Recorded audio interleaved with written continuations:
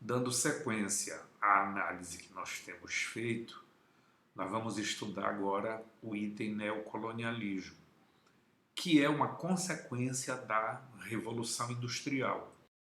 Os países industrializados, eles vão buscar matérias-primas, minérios, fonte de energia, mercados consumidores, mão de obra barata, lugares onde investir excedente de capital. E isso vai fazer com que um conjunto de elementos determinassem o que ficou conhecido como expansão imperialista. Esse processo ele se desenvolveu a partir da segunda metade do século XIX. E no início do século XX, uma boa parte do planeta Terra estava sob domínio dos países industrializados, porque a industrialização começou na Inglaterra, mas depois ela se expandiu para outros países da Europa, como França, Holanda, Bélgica, Itália, Alemanha, áreas da Rússia e, posteriormente, Estados Unidos e Japão.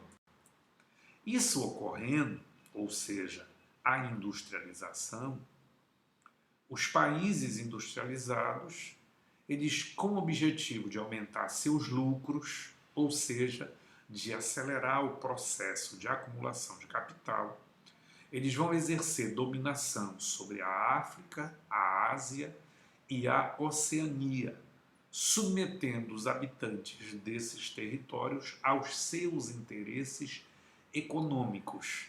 Isso ficou conhecido como neocolonialismo, ou seja, uma forma de colonização diferenciada em relação à colonização que aconteceu no século XVI, em decorrência da expansão marítima, que nós podemos considerar como tendo sido o colonialismo tradicional. Então, os europeus vão realizar esse processo de dominação.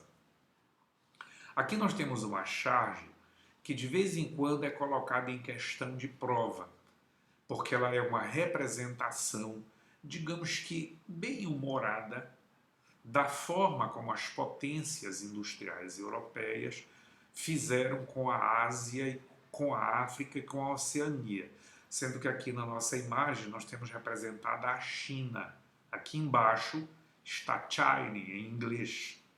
E as caricaturas da Rainha Vitória da Inglaterra, à nossa esquerda. À esquerda dela, o Kaiser da Alemanha, o Guilherme II. À esquerda dele, o czar da Rússia. Em pé, aqui em cima, nós temos a representação da França.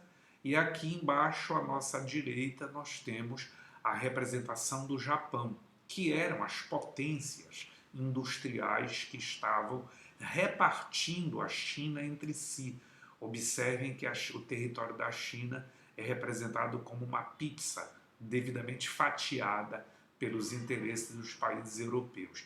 E o chinês aqui, desesperadamente, vendo seu território subordinado a essa dominação.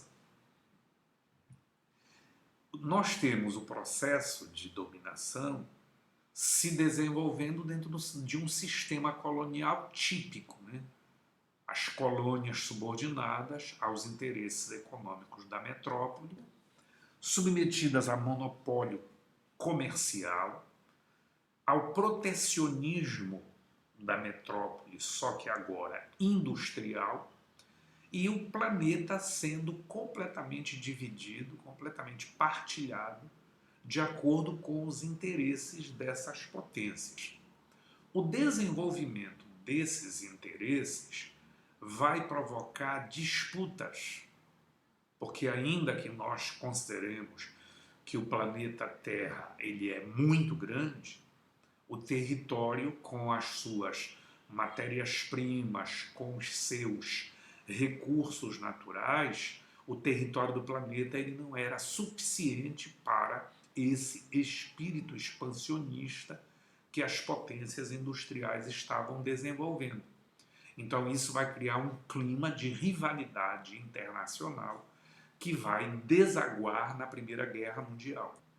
Neste mapa aqui, nós podemos ter uma visão da forma como o mundo caiu sob domínio das potências industrializadas.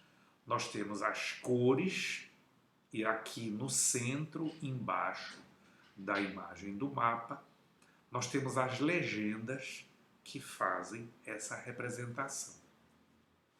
E como nós antecipamos há pouco, essa rivalidade internacional coloca os países em estado de competição por território, que é a corrida imperialista, e essa corrida imperialista vai levar necessariamente à guerra.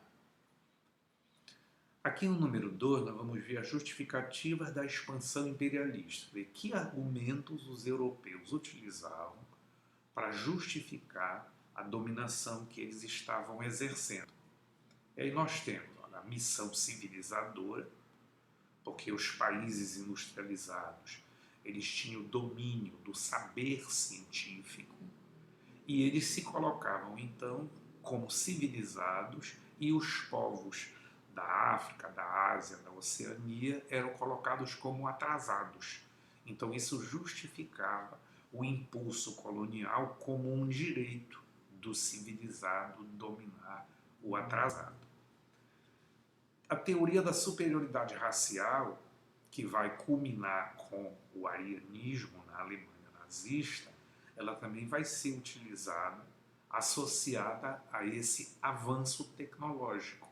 Então, o homem branco, por ter mais avanços científicos e tecnológicos, ele seria superior aos povos que estavam sendo submetidos à sua dominação. O salvacionismo cristão, mais uma vez, vai ser utilizado para justificar a dominação que a Europa vai exercer sobre outras partes do mundo. Nós dizemos mais uma vez porque o salvacionismo cristão, na versão católica, foi a ideologia religiosa da expansão marítima que justificou para os europeus e para o mundo a dominação que eles exerceram sobre o continente americano. E o darwinismo social. No darwinismo social, os pobres seriam menos aptos e os ricos seriam mais aptos, porque eles evoluíram economicamente. Então, eles teriam mais aptidão para sobreviver e, consequentemente, o direito natural de dominar os povos menos desenvolvidos, que seriam incompetentes, que seriam incapazes.